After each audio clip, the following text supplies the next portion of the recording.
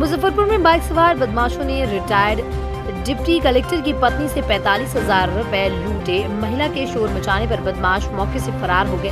घटना के बाद मौके पर स्थानीय लोगों की भीड़ जुट गई। वहीं लोगों ने मामले की जानकारी नगर थाने की पुलिस को दी। सूचना पर पहुंची नगर थाने की पुलिस ने घटनास्थल की छानबीन की। बदमाशों को चिन्हित करने के लिए आसपास लगे सीसीटीवी फुटेज को खंगाला। पीड़ित महिला शबनम ने बताया कि उनके पति नालंदा से रिटायर्ड कलेक्टर है। वो पक्की सराय चौक स्थित बैंक से रुपए निकालने गई थी। बैंक से 45,500 रुपए की निकासी की थी। इसके बाद वो जमीरन की गाछी गली से जा रही थी। इस बीच बाइक सवार दो बदमाश पीछे से आए और हाथ से रुपए लेकर फरार हो गए। वो शोर मचाती रही लेकिन बदमाश फरार हो गए। पीड़ित महिला ने कहा कि वो बदमाशों को देखकर पहचान लेगी। पुलिस ने बताया कि फिलहाल मामले की छानबीन की जा रही है। बदमाशों को चिन्हित करने की कवायद चल रही है। हम जो है ना यहाँ से स्टेट बैंक में आए हैं 3 बजे के करीब में और 4500 रुपया निकाले हैं और निकाल करके ऐसे ही जाए बात देने के यहाँ जाकर टेस्टिस खाए हैं और वहाँ से 10 कदम आगे गए जमीन की गाछी के अंदर जो गली जाती है तो वहाँ पर जिसी इन की है तो वहाँ पर 2 लड़का आया मोटरसाइकिल से और वहाँ से हाथ में से छीन के भी हाथ में लेकर जा ही रहे थे। पैसा डेरी के यहाँ था तो पैसा भी हाथ में लिए थे और छीन के भाग गया वहाँ से। झपट के भाग गया। हाँ झपट के भाग। पहले से भी पीछे लगा हुआ था? नहीं, बैंक में तो फुटेज कैमरा तो निकाल के देखा है लोग। हाँ। तो शॉर्ट लग रहा है कि एक सफ़ेद शॉर्ट वाला दोनों का चेहरा पहचानते हैं। हम देख लेंगे, पहचान लेंगे। दोनों झपट के भागा है। डेरी के पास वो आया था, वहाँ खड़ा था और कहा कि अम्मी हम छुट्टी ले लिया है। तो पैसा कोई काम के लिए ले जा रहे थे?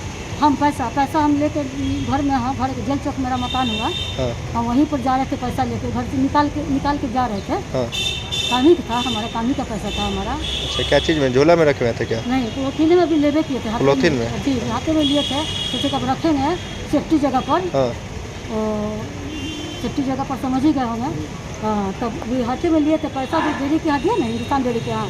अभी हाथे में उसी में से पैसा निकाले। अभी हाथे में लिए थे, अभी उसे ले गलती से हम आगे बढ़ गए, हाथे में लिए आगे बढ़ गए। तो वहाँ से आया, हम जमीन गाछी में गए, आया सामने से 2 लड़का मोटरसाइकिल से और डेरी से झपट्टा मार के भाग गया। कितना पैसा था? 45,000। 45,500। 45,000। आपका नाम? मेरा नाम शबनम है। हाँ, हस्बैंड का नाम आपके? मोहम्मद शुएब। क्या करते हैं?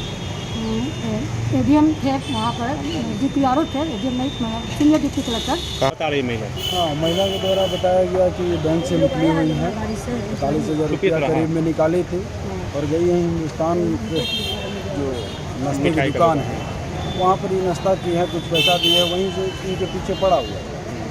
जो पैसा निकालते हुए उनको देखा और जस्ट उसके आगे ये बढ़ी हुई हैं और जमीरन की गाछी जो है उस गली में इनकी है जहाँ इनके साथ ये हादसा हुआ। क्या कार्रवाई कर रहे हैं आगे? कार्रवाई जब तक सीसी फुटेज देखा नहीं जाएगा तब तक कुछ करना आगे कार्रवाई की जा रही है।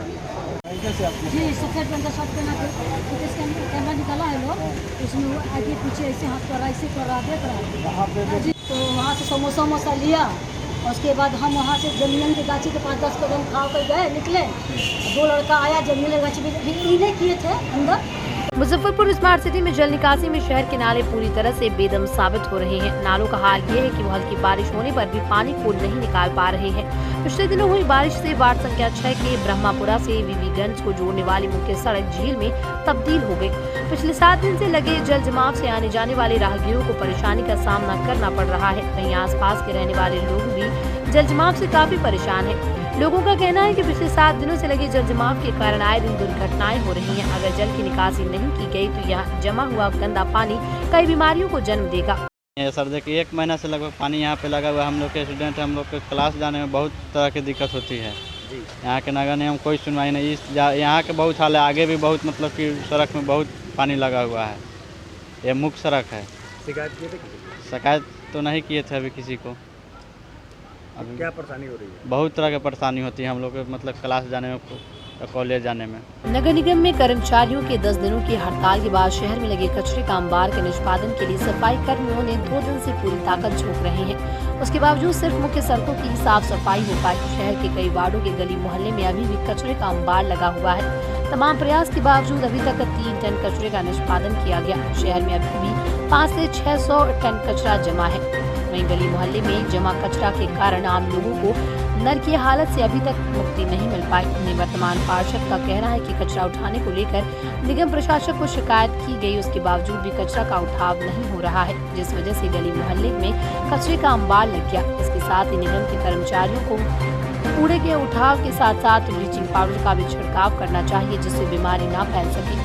सबसे बड़ी समस्या यह है कि कर्मचारियों का तबादला कर देने से सफाई का काम ठप सा हो गया है।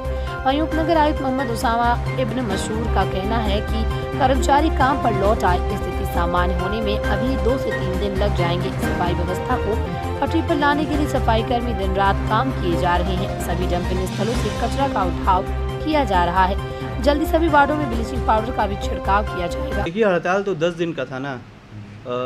कार्य यहाँ एकदम बहुत तेज़ी से चल रहा है और हम लोग खुद मॉनिटरिंग कर रहे हैं प्रत्येक वार्ड का। वार्ड निरीक्षक हैं हमारे, अंचल निरीक्षक हैं, सबके थ्रू डिटेल्स ले रहे हैं कहाँ से कितना कचरा का उठाव हुआ है नहीं हुआ है, और फ़ोटोज़ ले रहे हैं वहाँ से, जियो टैग्ड फ़ोटोज़ खुद हम लोग चल कर देख भी रहे हैं।